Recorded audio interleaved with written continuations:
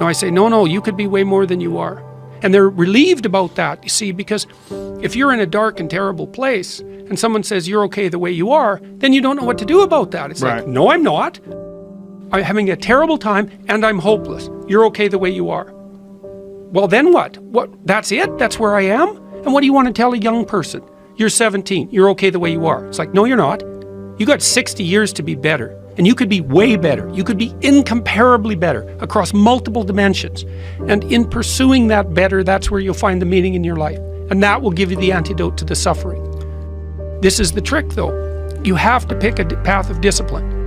What path of discipline you have to pick is a different issue. So there could be a rule. The rule might not be follow this rule. The rule might be you have to follow some rules. So it's a meta rule. And the meta rule is you have to discipline yourself. And the issue is, well, how? That's not really the relevant question. You can pick a disciplinary path. That's why I often tell my clients, especially young people, they say, well, I don't know what to do. It's like, that's okay. Nobody does. Go do something. Do the best thing that you can think of. Put the best plan you have into practice. It's not going to be perfect, and it will change along the way.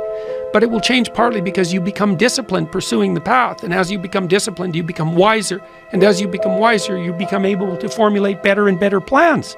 So you can start vaguely and confused and develop a plan that's not so great, and you start to implement it. And then you accrue incremental wisdom as you implement your flawed plan.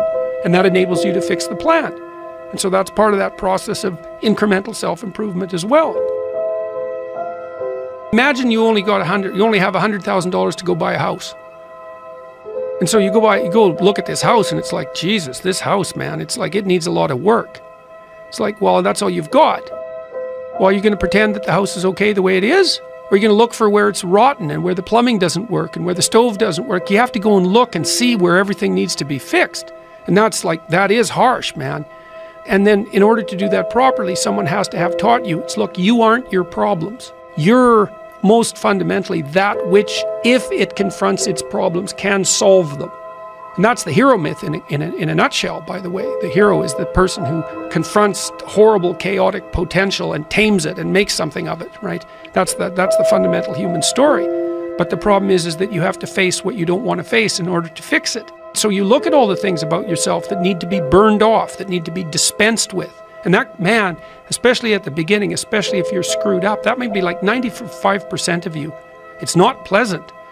But if you know that you're the thing that can transcend your problems, most fundamentally, if you know you're the thing that, if it faces the problems, can transcend them, then you have the faith that would enable you to take stock of who you are.